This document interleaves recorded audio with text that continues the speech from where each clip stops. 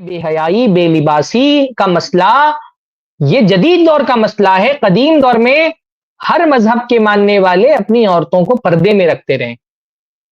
ہندوستان میں جہاں مسلمان عورتیں نقاب پہنتی تھی وہاں ہندو عورتیں گھونگھٹ رکھتی تھیں۔ آج بھی آپ دیکھیں، آپ خاص طور پہ راجستھان وغیرہ کے علاقے میں جائیں گے تو آپ دیکھیں گے کہ بوڑھی عورتیں بھی گھر سے باہر نکلتی ہیں تو اپنا پلو سر کا نیچے کر لیتی ہیں۔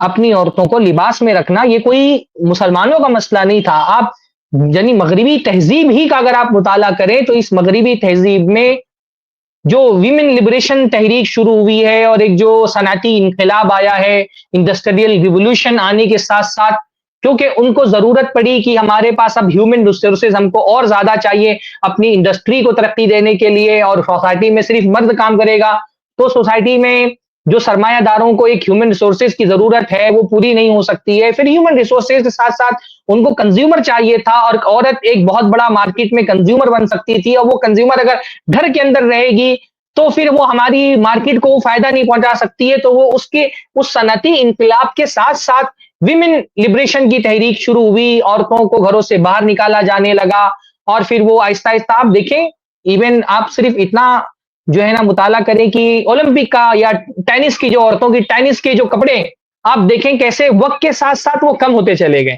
مذہبی طبقہ جو عیسائیوں کا بھی تھا مغرب میں، وہ بھی آپ دیکھیں ننز کو، کیا نقاب اور پردہ کرنا یہ صرف مسلمان خواتین کی علامت ہے؟ ننز باقاعدہ اسکارف پہنتی ہیں، آج بھی اسکارف پہنتی ہیں، اپنے سر کو چھپاتی ہیں۔ یہودی عورتوں کو آپ دیکھیں گے، پرانے جو یہودی عورتوں کے آپ تصویریں یوٹیوب پہ نکال کر کے دیکھیں گے، باقاعدہ جیسے ہمارے یہاں پہ بہت سخت قسم کا نقاب پہنا جاتا ہے نا، اوپر سے کپڑے ڈال دیے جاتے ہیں۔ اب تو اللہ رحم فرمائے کہ جیسا نقاب ہوتا ہے وہ تو اور زیادہ عورت کو مزین کر دیتا ہے۔ پرانے زمانے میں جیسے خواتین ایک ڈھیلا ڈھالا سا نقاب پہنتی تھی اور سر کے اوپر سے پردہ ڈال لیتی تھی، آپ دیکھیں گے یہودی اپنی عورتوں کا ویسا پردہ کراتے تھے۔ یہ مسئلہ صرف اس مسلمان کا نہیں تھا کہ مسلمان معاشرے میں اپنی عورتوں کو حجاب کراتے تھے اور سارے لوگ جو ہے بغیر حجاب کے رکھتے تھے۔ یہ الگ بات ہے کہ بے حیائی کے اس دور میں تھوڑا بہت جو اپنے دین کی جڑوں سے اس کو تھام کر کے رکھا ہے اور اپنی عورتوں کو پردہ کرا رہے ہیں، وہ صرف مسلمان بچے ہیں۔ ہمارے ملک کے ہندو بھائی اپنی تہذیب اور کلچر کو بھول گئے، عیسائی اپنی تہذیب و کلچر کو بھول کر کے انہوں نے اپنی عورتوں کو معاشرے کی اور بازار کی زینت بنا دیا۔ یہودی اپنے کلچر کو بھول گئے، اپنے دین کو بھول گئے۔ مسلمان ہے جس نے تھوڑا بہت ابھی تک کہ وہ اپنی دین کی جڑوں کو پکڑا ہوا ہے، اسی لیے دنیا میں حجاب مسلمانوں کی علامت سمجھا جا رہا ہے۔ الحمدللہ اس بے دینی کے دور میں بھی الحمدللہ مسلمان اپنی دین کو کم از کم اتنا مضبوطی سے پکڑے ہوئے کہ آج اگر حجاب اور بے حجابی کا مسئلہ کوئی ہے، اور حجاب اور بے حجابی کی اس جنگ میں، حیا اور زنا کی اس جنگ میں اگر حیا کے محاذ پر کوئی بندہ کھڑے ہو کر کے زنا کی تہذیب کا مقابلہ کر رہا ہے تو وہ صرف ایک مسلمان۔ حجاب ایک مسلمان کی علامت سمجھی جاتی ہے، نقاب ایک مسلمان کی علامت سمجھی جا رہی ہے۔ آج اس بے حیائی کے طوفان میں بھی وہ حجاب کا یہ جھنڈا لے کر کے ایک مسلمان عورت کھڑی ہے اور اس بے حیائی کے طوفان کا مقابلہ کر رہی ہے ایک مجاہدہ بن کر کے۔ واللہ میں جب کسی مسلمان عورت کو نقاب میں دیکھتا ہوں تو یہ شعور جاگتا ہے کہ یہ نقاب والی عورت یہ ایک مجاہدہ ہے۔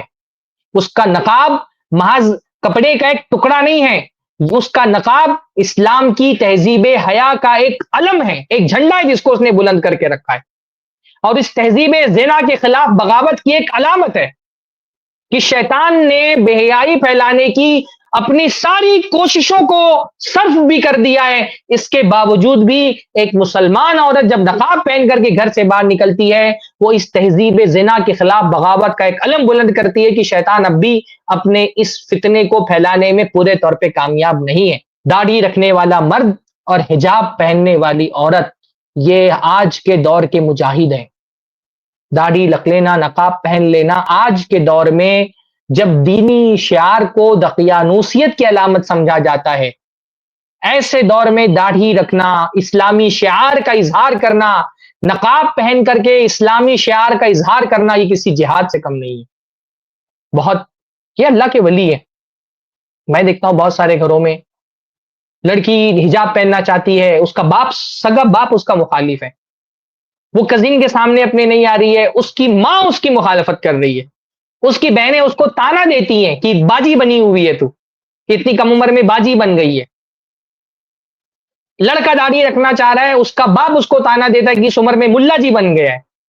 یہ تانے برداشت کر کے اپنے گھر والوں کے، اپنے محلے کے، اپنے خاندان کے لوگوں کے، اپنے اسکول کے کلیگز کے، اپنے ساتھیوں کے، دوستوں کے، اپنے کالج میں ساتھ پڑھنے والے اپنے طلبہ کا تانا بھی سن رہے ہیں، لیکن اپنے حجاب اور اپنے نقاب اور اپنے دین کے شعار، اپنی داڑھی کے ساتھ سمجھوتا نہیں کر رہا.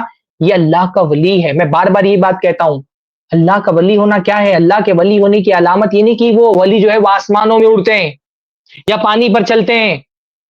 ولی کی علامت یہ ہے کہ فتنوں کے دور میں اپنے دین کو مضبوطی سے تھام کر کے رکھتے ہیں. یہ اصلی ولایت ہے. کرامت کیا ہے؟ پانی پہ چلنا اور ہواؤں میں اڑنا کرامت نہیں ہے. کرامت یہ ہے کہ فتنوں کے دور میں مضبوطی سے اپنے دین کو پکڑے رہو. یہ اصلی کرامت ہے. اصلی اللہ تعالیٰ کے ولی ہمارے یہ نوجوان ہیں جو بے حیائی کے اس طوفان میں حیا کا علم لے کر کے کھڑے ہیں، جو بے لباسی اور فحاشی کے اس دور میں ہماری بچیاں جنہوں نے نقاب کو اپنا شعار بنایا ہوا ہے، وہ اصل میں اللہ کی ولیاں ہیں. اللہ تعالیٰ ہماری ان بچوں اور بچیوں کو استقامت عطا فرمائے. تو شیطان جو ہے نا، اس نے یہ شیطان کی بہت عام ٹرک ہے کہ برائیوں کو مزین کرو اور نیکیوں کو شرمندگی کا باعث بنا دو.